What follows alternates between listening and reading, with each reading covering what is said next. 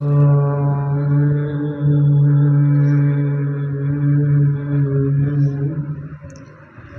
आचार्य जी महाराज के चरणों में सादर नमन। और यहाँ पर उपस्थित आदरणीय ब्रह्मचारीगण और हमारी प्रिय धार्मिक और सज्जनों, देखिए, मैंने जैसा कि आपको बताता रहता हूँ मैं कि हिंदी में विभिन्न प्रकार की विधाएं होती हैं। हम विभिन्न विधाओं के माध्यम से अपनी बात कैसे रखें, उनमें एक तो होती है गद्य विधा, दूसरी होती है पद्य विधा। पद्य विधा के अंतर्गत पद चलते हैं जिन्हें हम अपनी वाणी के माध्यम से, तुकांत शब्दों के माध्यम से, मात्राओं के माध्यम से गीत लयात्मकता प्रदान करते हैं। उसके विपरीत यदि हम गद्य की बात करें तो गद्य में क्या होता है कि एक निबंध टाइप का चलता है, हम निबंध के हिसाब से अपनी बातें रखते हैं। तो उस गद्य और पद्य में भी उनकी विभिन्न प्रकार की विधाएं होती है। जैसे पद्य की बात करें तो उसमें दोहा चलते हैं, छंद चलते हैं, गीतिका चलती है, हरि गीतिका चलती है, विभिन्न प्रकार के उनमें लंब चलते हैं, लंबन डाले जाते हैं, तुकांत चलते हैं। और इसी के हिसाब से अगर देखा जाए पद्य के बाद गद्य, तो गद्य में देखा जाए तो व्यंग्यात्मक शैली का प्रयोग होता है, मैंने बताया था। तो ये व्यंग्यात्मक शैली एक ऐसी शैली मानी जाती है कि जिसके माध्यम से आप अपनी बात रखेंगे तो जो सामने आपके बैठे हैं उन्हें आलस्य नहीं आएगा, प्रमाद नहीं आएगा, और वह हंसते हुए आपकी बातों को क्या करेंगे, सुनेंगे।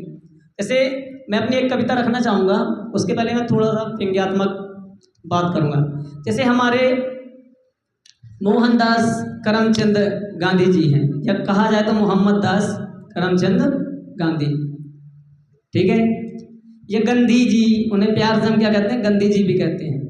तो आर्य समाज में एक बहुत ही बुरी आदत है कि वो हर चीज़ का क्या करता है, विरोध करता है। और इसलिए मैं गांधी जी का बड़ा सम्मान करता हूँ। लोग कहते हैं दयानंद महान थे, श्रद्धानंद महान थे, लेकिन सबसे ज़्यादा महान थे मोहम्मद दास गांधी जी। कैसे कैसे महान थे आप देखिए। श्रद्धानंद आते थे, श्रद्धानंद जब प्रचार करते थे तो बुलाना पड़ता था लोग को। दयानंद प्रचार करते थे, लोगों को बुलाना पड़ता था। लेकिन गांधी में कोई ऐसी विशेषता ना रही होगी कि जब वह चलता था तो भीड़ लग जाती थी। एक बार उसने सभा में कहा कि कोई तुम्हें एक मारे तो तुम दो खाना। वहीं पर एक बहुत बड़ा धर्मात्मा व्यक्ति रहता था, खड़ा था, गांधी जी का परम भक्त था। उसने ये बात सुनी, उसने इसे आत्मसात कर लिया। उसे याद आया कि कोई यदि एक गाल में मारे तो दूसरा गाल भी दिखा दो। फिर उसने क्या, उसका नाम था नाथूराम गोडसे, उसने बंदूक उठाई और गोली मार दी, क्योंकि राहपट मारने के लिए उसके पास समय नहीं था। गांधी जी गिर गए। अगर गांधी जी जिंदा होते तो वो जरूर कहते भाई दूसरी गोली भी छाती में मार।